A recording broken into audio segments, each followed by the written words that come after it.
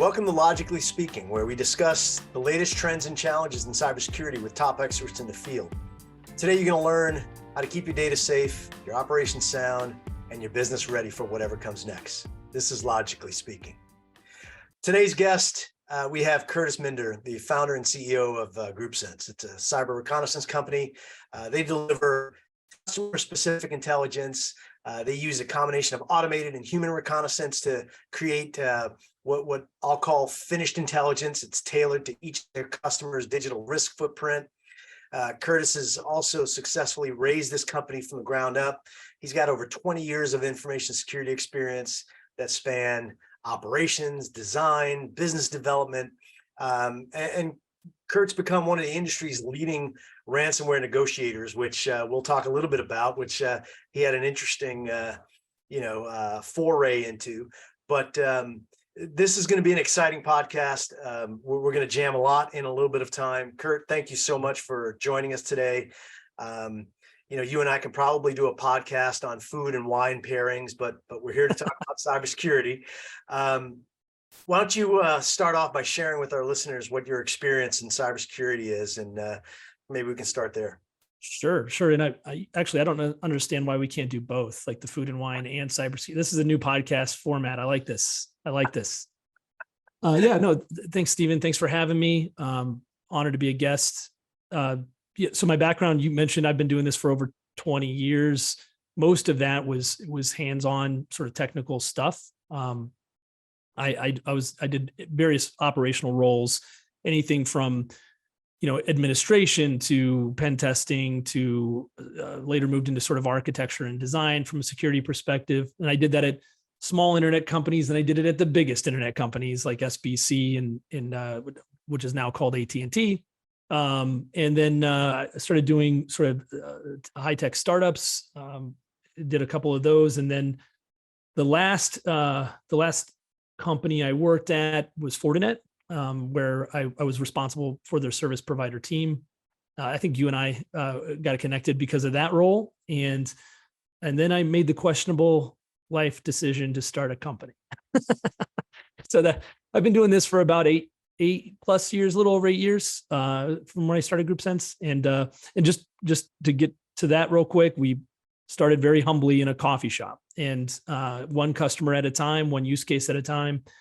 We did not do the Silicon Valley sort of get big or go home route. We did the sort of pragmatic growth approach, which is the hard way, but it also allows you to do pretty creative things that sometimes in a venture environment you wouldn't be allowed to do, or it'd be harder for you to do.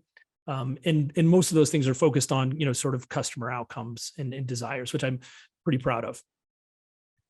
So a lot of our listeners are in that mid-market SMB kind of market space.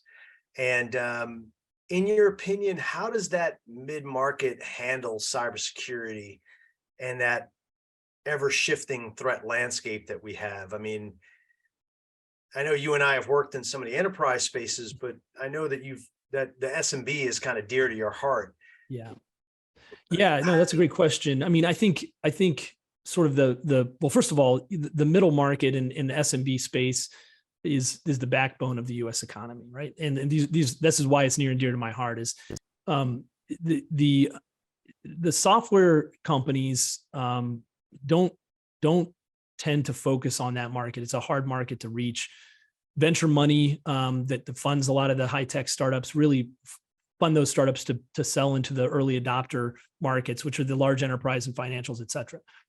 As a result, a lot of the tools that are available to the market are not really consumable easily by the broader market, the mid-market and SMB. So these, I'm very sympathetic to these folks because they have the same challenges as everyone else. They have less resources to address those challenges. As you know, there's a sort of a talent gap in the cybersecurity industry. Supply and demand is driving that talent gap up market. Those salaries are just too much for most folks. So it presents a pretty pretty strong challenge for those organizations to do all of the necessary things to protect themselves and thus the rest of us, right? Because they are the backbone of the economy. Yeah. So let's talk industry, right? So what industries are you seeing that are have the least amount of investment in cybersecurity? Like what industry is really lagging in investment? It's always dangerous to generalize these things, but my sample size is what it is, right? But there are certain industries that kind of stand out. I would say a lot of them. There's a long list, but if you look at some of the more sort of operationally driven industries, things like trucking and logistics, for example, or manufacturing and things like that, seem to be a little bit behind in these areas. Those industries have sort of unique challenges as well, which I'm also sympathetic to, which is, where maybe a professional services organization, let's say accounting firm or something similar, the systems they use are basically commoditized systems. They're using, Windows and Mac and HP printers and the basic systems that everybody is familiar with. When you start getting into these industries like manufacturing and logistics, you start getting into systems that are not the normal systems, and you're talking about things like product lifecycle controllers and things like that have embedded software. But the security of those systems is also critical and difficult to manage.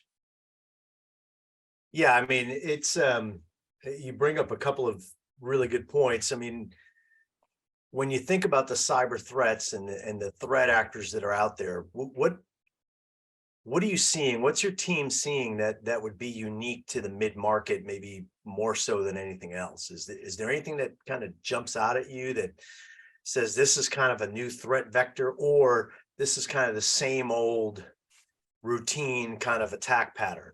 Sure. Well, I think let's just take nation state activity out of this for a moment and focus on cyber crime or those types of attackers for a second.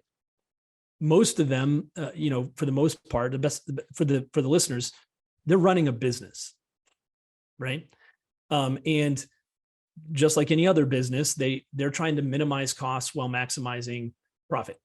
And to do that, many of them have recognized that, spending a lot of time attacking blue chip companies who have spent ridiculous amounts of money on cybersecurity infrastructure and have a security operations center in-house and all of these things is expensive for them, time-wise and resource-wise, when they can get access to a lot of the same digital assets, stolen data, et cetera, or similar in value by attacking organizations that are not that well resourced.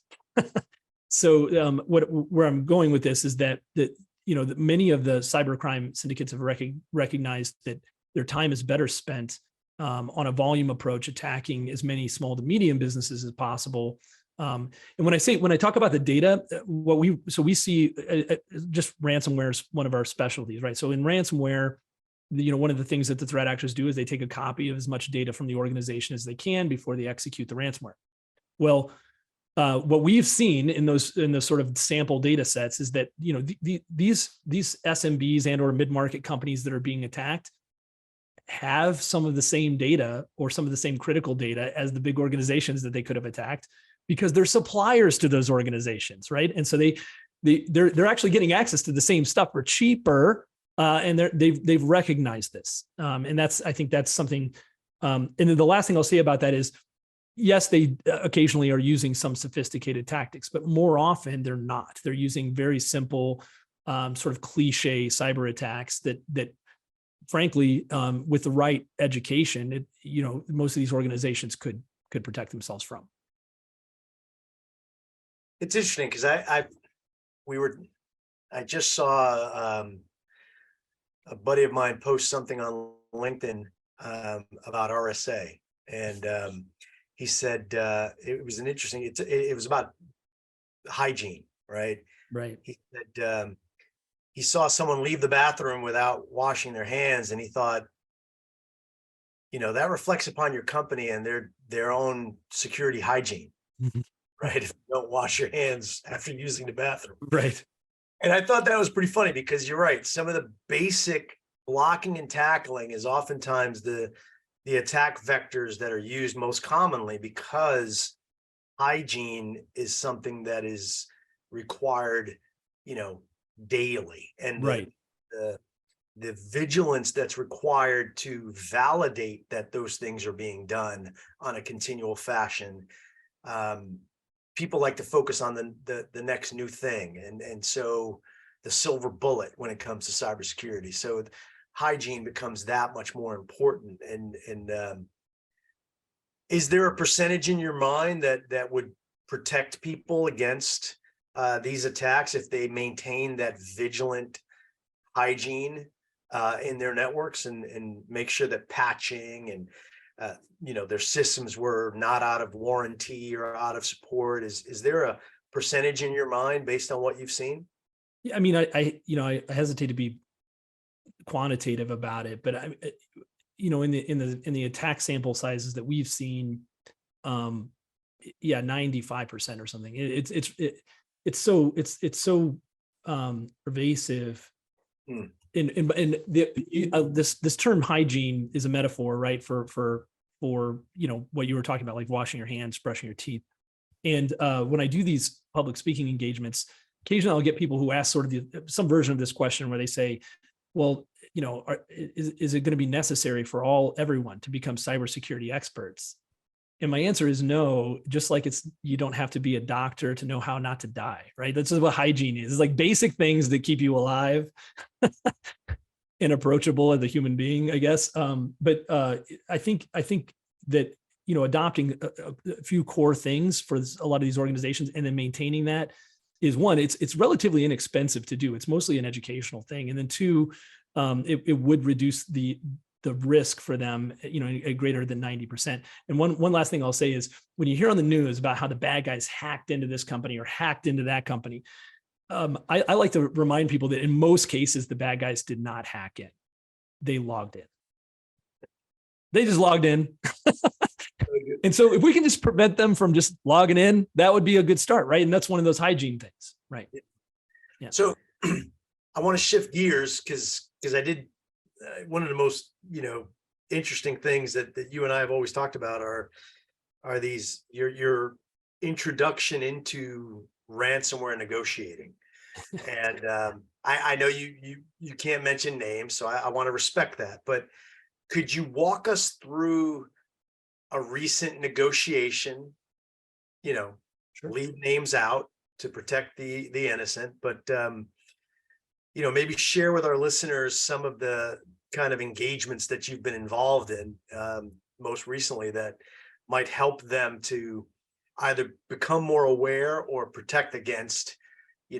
I shared one of your stories recently where a ransomware a company was attacked with ransomware. They went to go activate their incident response playbook, and it was on a device on the network that had been encrypted. Right. So it's one of those scenarios where they forgot to print out their incident response playbook so they would have it in the event of an incident. Right. But could you walk us through one of those ransomware negotiations that you've done? Sure. And just to set a baseline, when we started doing this a few years ago, the primary engagement was that it was what I would say, what I would call threat actor engagement, or the negotiation part. Over the years, though, it's evolved to be a little bit more comprehensive than that. It includes, so what I'll tell you what happened is, we'd go into these negotiations, and the first question every victim would ask is, should we pay? And the answer is, I don't know. That's a business decision, right? Like, I don't know the answer to that. Let me help you figure that out. And so we in the front end of these cases now, we're helping the companies sort of fully digest what the ransomware impact is, and then helping, to the best of our ability, helping them come to a quantitative sort of decision on whether it makes sense to engage the bad guys at all. And then ideally, that quantitative decision would also drive some kind of number, like roughly a range of what they would be willing to pay to get out of the situation, right? The other part of that is there's a compliance part. So we got to work through that and make sure that it doesn't make any sense to engage if it's against the OFAC sanctions, right? And so we have a process for that as well. We then, if we go through this process with a company and we decide, yes, this makes sense, we'll engage. Then that's the meat of the sandwich. That's the negotiation part. That's where I or my team engages with the threat actors on the company's behalf and tries to drive that number down, and also ensure that we're getting what we ask for the money. There's a parallel process that we run which involves cryptocurrency. So in the end of this, you're going to likely make a payment via cryptocurrency to a threat actor. Most companies don't already have a digital wallet with a balance in it ready to do this. And while, you and I, Stephen, can open up a Coinbase account and just transfer money from our bank account, some commercial banks aren't really cool about that, right? And they actually limit the amounts and or restrict the amounts it can be. So we need to get in front of all of that, because at the end of the negotiation, the bad guys don't care about my banking processes.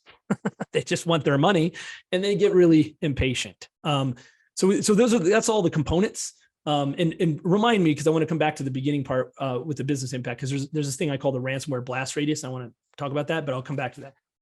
Just recent cases. Yeah. So one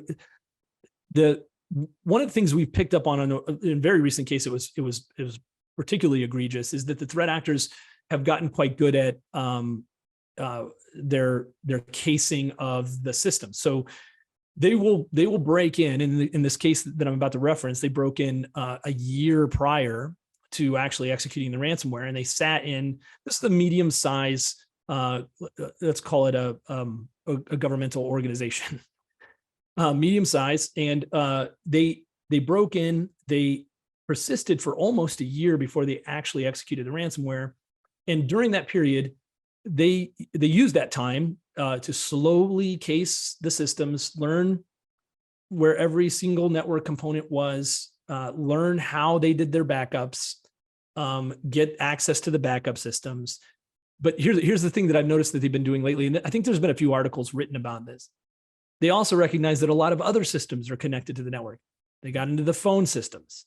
They got into the HVAC systems. They were in the thermostats of the buildings, right? They had gained access to these systems. And I'm sure that most of the listeners understand this, but all of these systems are just computers, and they run operating systems, right? And they're connected to the network. So they're totally candidates for being affected by ransomware.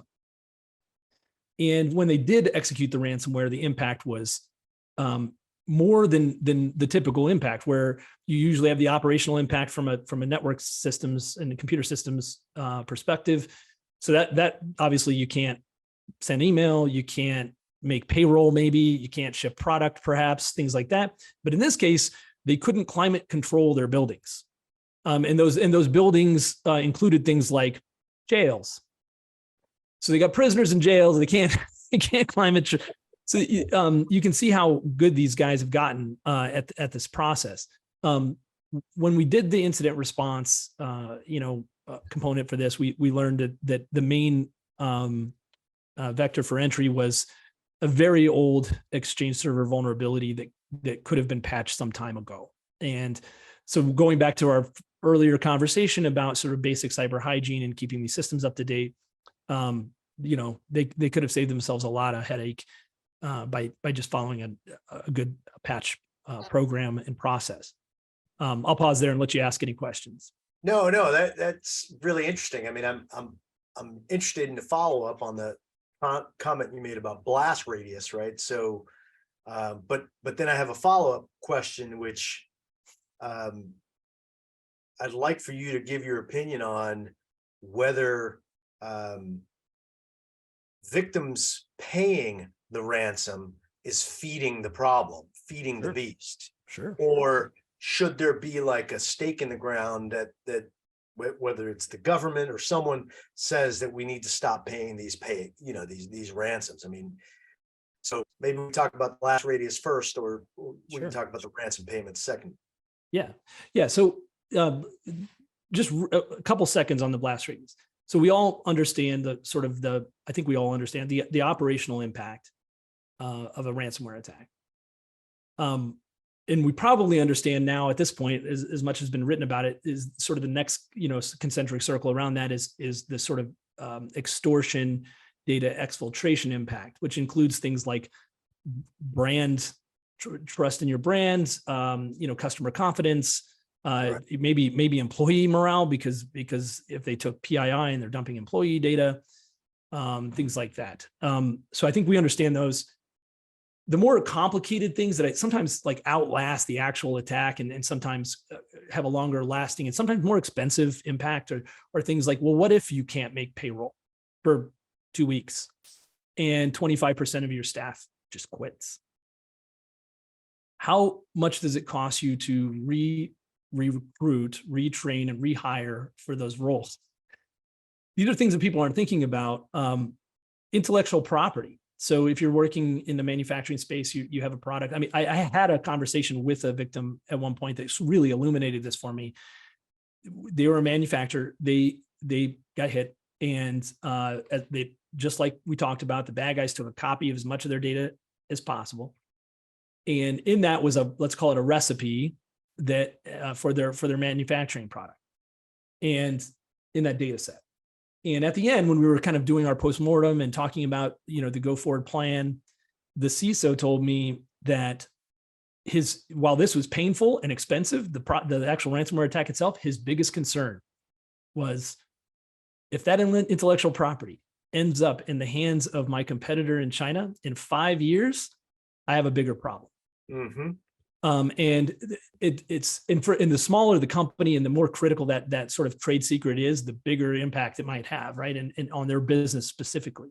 So these are just things that we want people to think about when prioritizing protecting themselves from a ransomware attack. It's more than just your stuff doesn't work for a couple of days. It's more than that. It's a lot more than that. Right. Yeah. So I'll stop there. No, that's really good. I think I was having a conversation with a client just the other day, and they were not thinking about the cascading, like the ripple effect of, right, some type of outage. And what we talked about was not just a ransomware attack or a cyber attack, but anything catastrophic from an environmental standpoint. And this was a manufacturing plant around the food industry, and they had a major operation in making sure that the integrity of what they were mixing and the food that they were dealing with at various levels, right? So there's a physical level, there's a logical level, there's a cyber level. So yeah, I mean, you're absolutely right. The cascading effects can sometimes be disastrous. In this case, they would have to shut down the entire plant if they had some challenges, and then eliminate all of their inventory food wise and ensure that things were to the regulatory levels. Sure. So it's you're absolutely right. There's so many layers, and I think that oftentimes most people are just thinking operations, making sure that things are continuing to go, but there's brand protection and others. So that's really good. What about what's your team seeing that could possibly give our listeners that look over the horizon? Is there anything that you can, I know you don't have a crystal ball, but is there anything that you're seeing that are new kind of attack patterns that might be uniquely different from what you've seen in the past? Other than the threat actors continue to innovate on the kinds of systems, again, going back to my original comment, which was they're running a business and they're trying to figure out how to do this more quickly and more cheaply. You'll find, some articles written about some of the new attack vectors around things like virtualization, things like that. And so the threat actors have recognized, hey, we can impact more systems by attacking the bare metal sort of virtual machine operating systems, which have virtually no protection on them to begin with. So they're getting smarter about that. I think, if I was going to say something positive, I think, awareness is up. The White House just released the cybersecurity strategy document. I don't know if you got a chance to review that, but, there's some encouraging things in there, although government doesn't exactly move at our pace, Stephen. But I'm true. encouraged that that it's getting visibility at that level. And I think, I know we've seen where, federal law enforcement has been able to disrupt some of these folks. Unfortunately, not very many bad guys are actually getting arrested. So they just stand a new one up, but it makes it expensive for them. And as long as we can continue to raise the bar from a protection and prevention standpoint on our side and have the law enforcement doing their part, I think, it makes it harder for the bad guys. I want to tap your, kind of experience when it comes to artificial intelligence, because that's been something that's, everyone's talking about AI, chat GBT. Spoke to someone in the industry recently about phishing attacks that are becoming highly scripted and very like almost spear phishing, using things like chat GBT that are really hard to determine whether or not it's a phishing attack or not. Right. I mean, how are you seeing AI on the threat actor side, but then also being used for good to combat those types of attacks?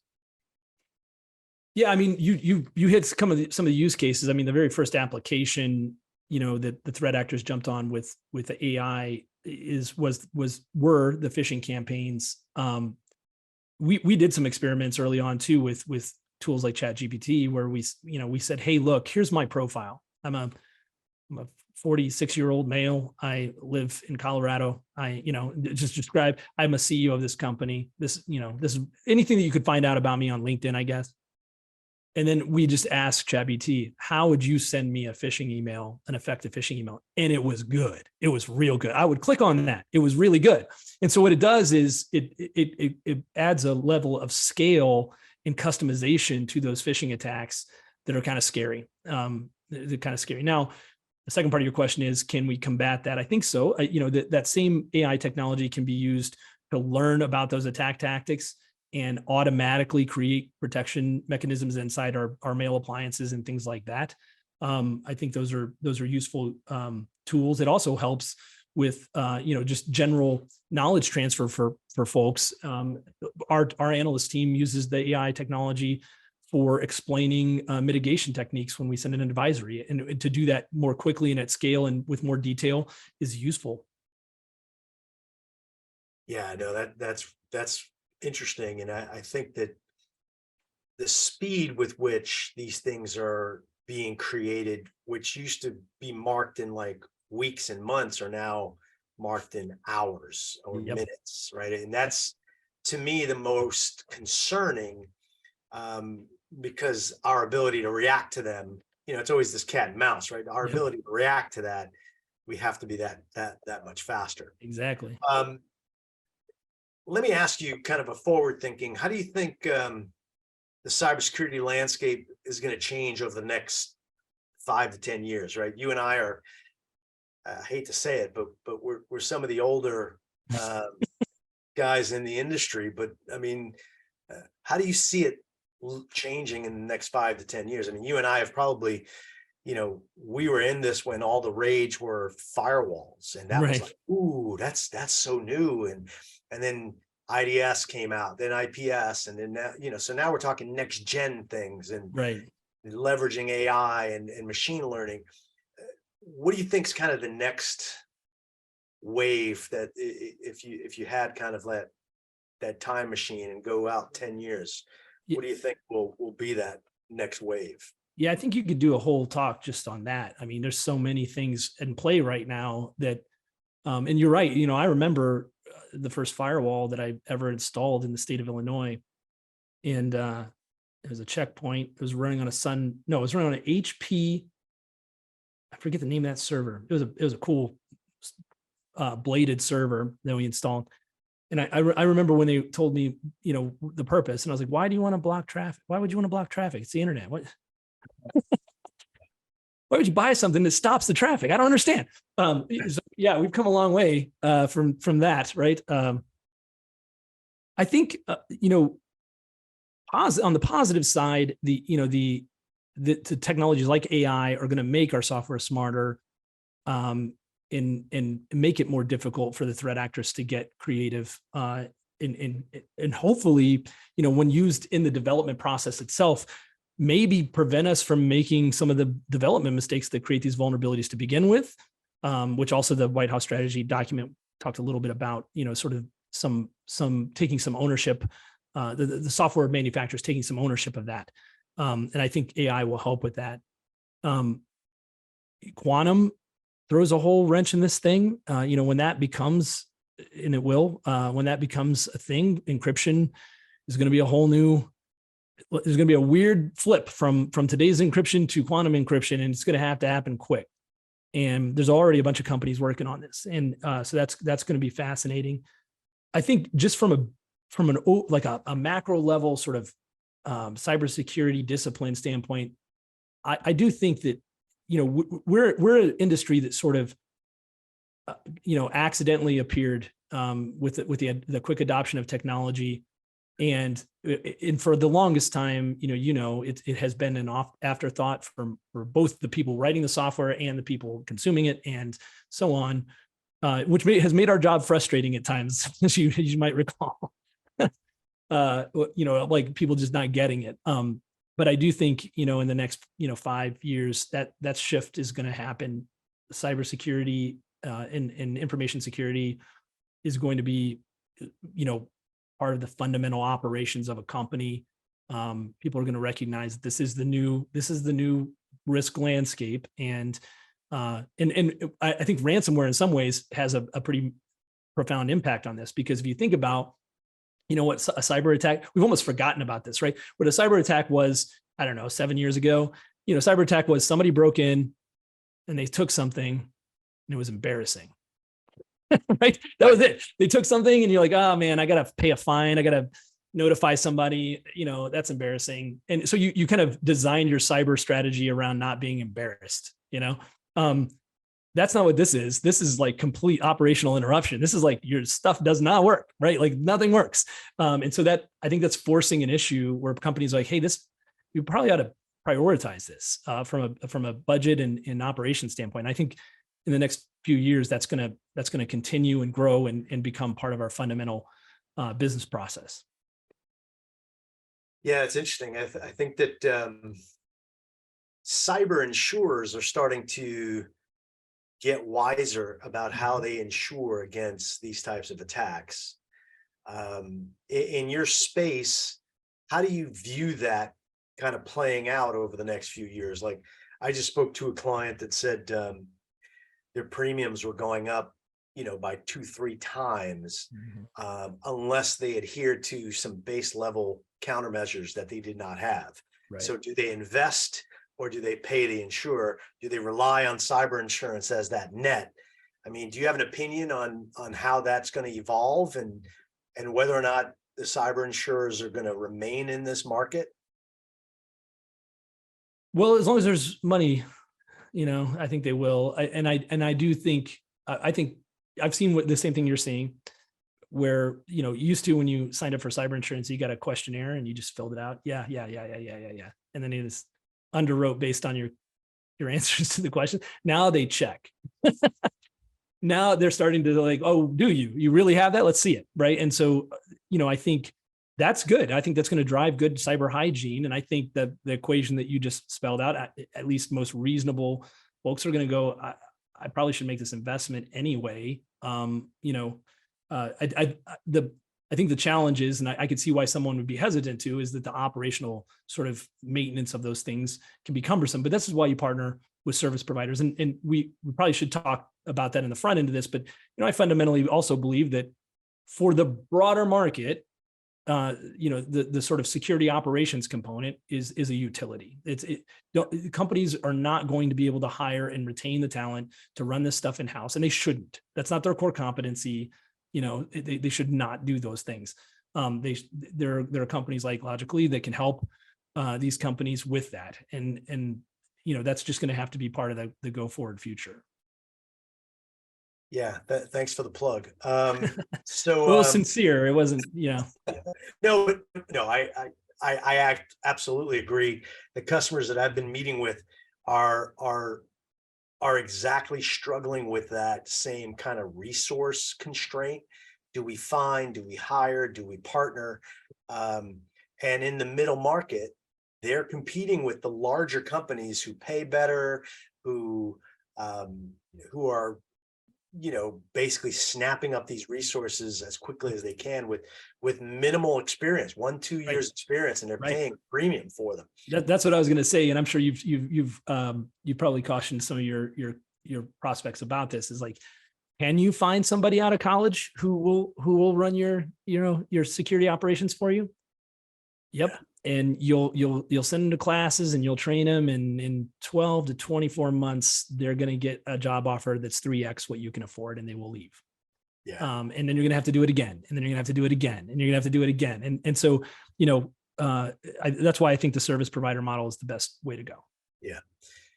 Part of our listenership is in the state, local educational marketplace.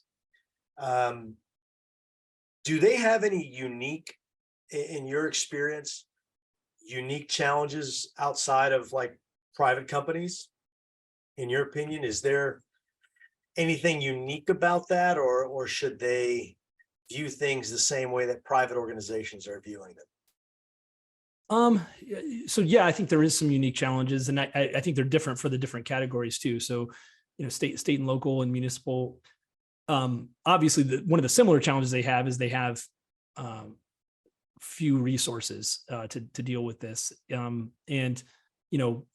it's sort of driven by politics sometimes, rather than those budgets are driven by politics rather than the more pragmatic approach to viewing risk.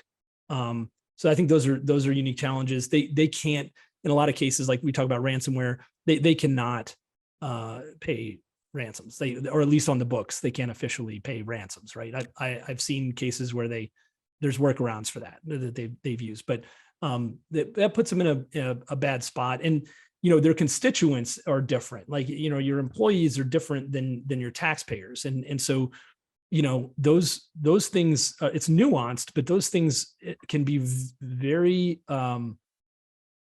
what's the word, incendiary when there's an event, right? When you start talking about taxpayers' information, taxpayers' dollars going toward sort of cyber event response and things like that.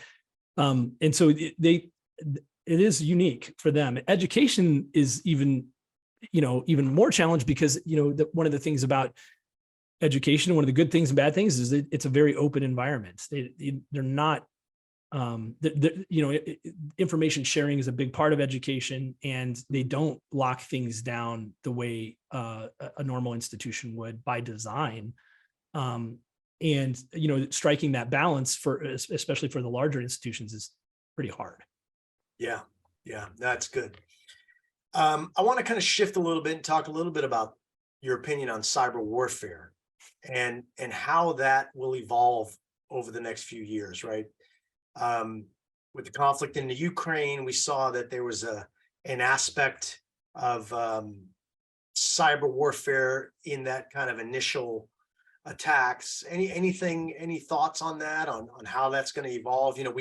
We got the alerts from the government that said, be aware, we're at a heightened state of possible cyber attacks from Russia, and then it never really materialized. But or did it? Or did it? And so that's that's a good point. So that's I could talk. We could do an hour talk on this alone. There's been some pretty good books written recently on these topics. Actually, there's one of them behind me here, The Art of Cyber Warfare by John DiMaggio. You should read that book. It's a good book.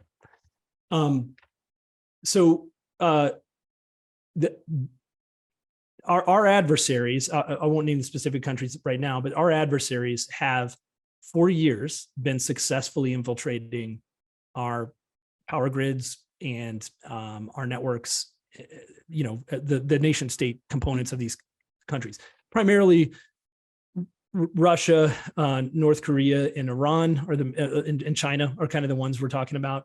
China's been doing it primarily for industrial espionage, less cyber warfare, but they're similar in that some of the stuff that they're stealing is military. I do think again, I'm going to try to make a short version of this thing, but like we created an amazing cyber weapon when we did Stuxnet. Yeah. It's amazing, remarkable that when and for the listeners, this is where we sent software to basically go mess up Iran's nuclear enrichment program, and it worked. And I just think, like, in the military, like, let's say you create a new weapon that nobody else has, which is what we did. We created this new amazing weapon that nobody else has. And it can, let's say, for example, this is just hypothetical. This weapon can shoot through any kind of surface. What's the next thing you do? You make a surface that thing can't shoot through, right? That's the next thing you should do. We didn't do that. So we created industrial espionage / malware that can destroy ICS control systems, from a remote, whatever. And when that got loose, it was used against us, and it was used against Ukraine, and we weren't ready for it. And so I think, going back to the cybersecurity document, the government, they're now recognizing, hey, we probably should have done this before, but we need to shore this stuff up. I live in Western Colorado. Tomorrow, actually, I'm speaking at a meeting where I'm trying to get grant dollars to help with this. Like, it's no secret to Russia that 1/4 of the U.S. population is fed by a single river that runs through my town. And what have we done to make sure that all of the industrial control systems that control that water are secure? Probably not enough, right? Probably not enough. And so I think we're behind, and I think that we're finally getting, I think we're finally getting wise to the fact that we're at risk here if there were a larger kinetic impact, that this could be used against us. And I'll tie it to the role that everyone plays, including our customers and our constituents. And that is that this basic cyber hygiene thing that we talked about is, in my mind, and I've done talks on this, is in my mind a civic and national security issue. And it's a form of patriotism.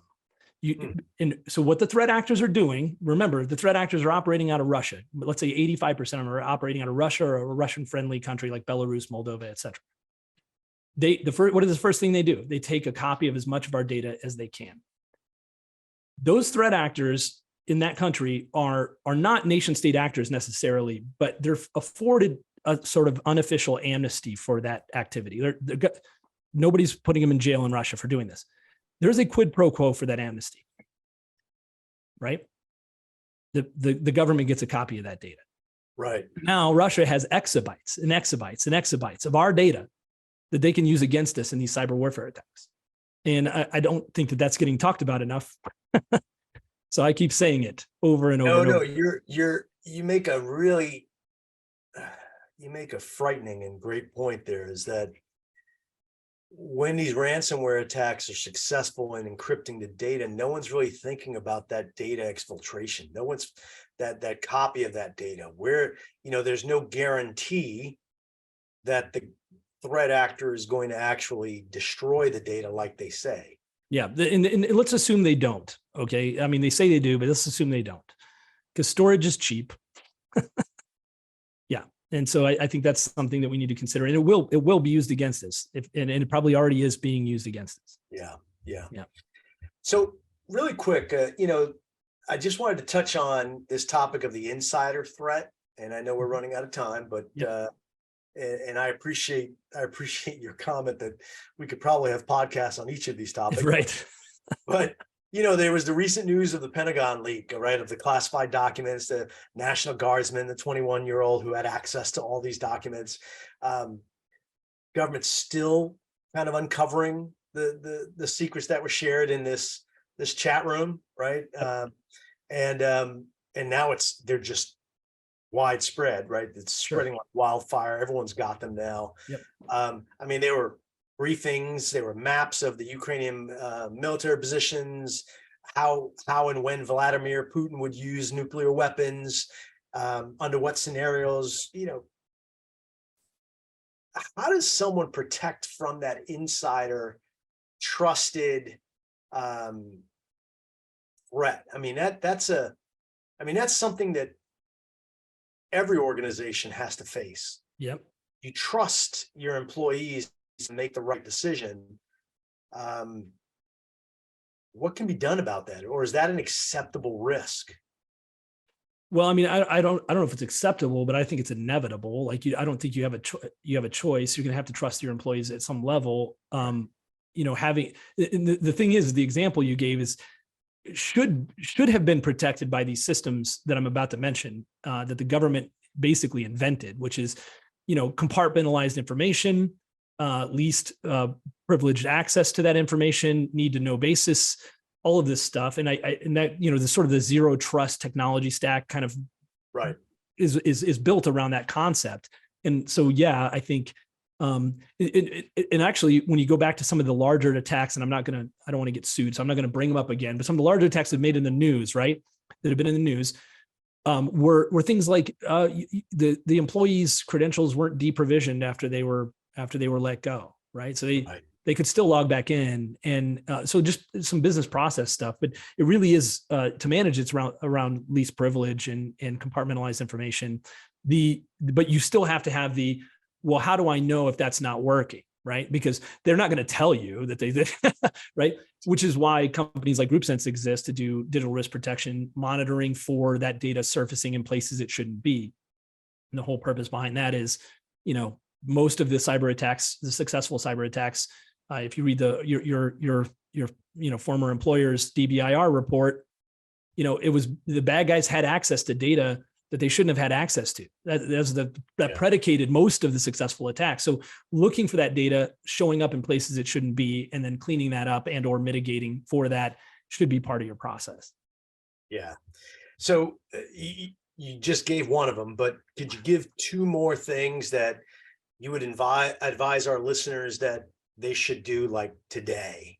And you just talked about one of them. We talked about data hygiene, but maybe you have a couple of others that you would say, this is what I would do today to prevent becoming a victim. Yeah. So I'll do a policy one and a technology one. So a policy one is what I call credential policy. That would include things like password policy, right? So, having a strong password, et cetera, changing it on some occasion. But as part of that credential policy, just making it very clear to your staff that they're not to use their corporate email credentials or the corporate login credentials on anything unrelated to the business. And most of these attacks where I made the joke about where they logged in were a result of that screw up, where the person uses their corporate credentials on iloveknitting.com, and they use the same password or similar. And, the lovely lady that runs iloveknitting.com is not a security expert. She gets popped. All those credentials are pulled, and they use automated tools to try to find remote access entries like RDP or VPN, and they just log in. And so that one right there is a very simple one. It doesn't cost you anything other than creating a policy and making sure your employees adhere to that policy. Now, you have to make sure that that policy is working. The way you do that is you couple it with something like digital risk protection services, which says, my tools would be telling you, hey, look, your employee used their credentials on iloveknitting.com and they showed up in this breach. You need to tell them that they violated policy and reset their password, right? The other one is, and everybody's going to roll their eyes, but multi-factor authentication. Just do those two things, and you're going to be a lot better off, and everywhere possible, right? No, that's fantastic. You're absolutely right. It's the basic blocking and tackling that I think oftentimes gets missed. Yep. Kurt, look, I appreciate your time. This has been a very provocative conversation. I'm sure that our listeners are thinking about ways that they can use some of the information you shared. Thank you very much for your time. As always a pleasure. Yeah, thank you, Steve. Well, that's all for this episode.